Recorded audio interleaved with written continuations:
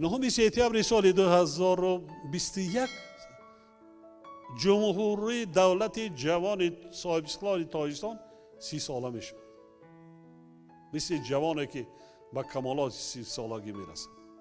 طرز زحمت کشیم که انا در همین 30 سال وطنمون کمی هم باشد آباد کنیم، بنیاد کنیم، سازیم. به نسل‌های آینده، به نورسان و جوانان، به فرزندان خود یک ملکی آباد میراث گذاریم.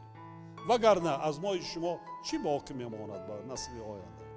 لیکن یک گوشه را آباد کرده باشی، یک نهالش رانده باشی، یک جای را بنیاد کرده باشی، وای 100 ساله ها میماند. یعنی کردن بزرگای گذشتگی ما شما، پدر و مادرای ما شما زحمت کشیدن، ما هم زحمت کشیدن ما در کار، ما هم شناندن ما در کار، ما هم آباد کردن ما در کار که نسل های آینده، فرزندان ما شما، نبیرگان ما شما از آن بهره برند.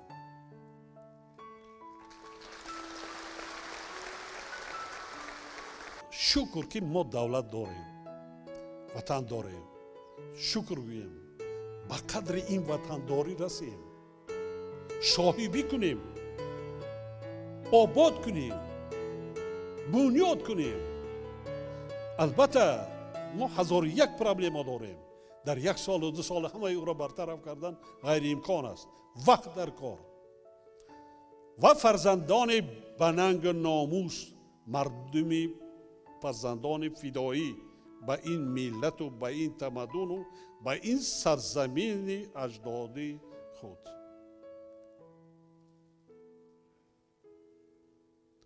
صدقاً دوست داریم هر جایی که باشیم اتفاق باشیم، زبان شیرین داشته باشیم، با یکدیگر مهربان باشیم، دست یکدیگر را در تنهایی در روزهای سخت دست یکدیگر را گیریم. اگر مردم، خلق این سیاست را دستگیری نکند، تنها یک رهبر دولت هیچ کار را انجام داده نمیتواند. من شکر میکنم که پای این قدر سال این خدمتی تنها رهبر دولت نیست، این خدمتی کلی مردم تاجیکستان از خرد تا بزرگی مردم تاجیکستان است که این سیاست را دستگیری کرده به این روز رسیده. من به شما احسن و آفرین یک جهان تشکر میگم، منتداری صمیمی خود را بیان میکنم. سلامت باشید.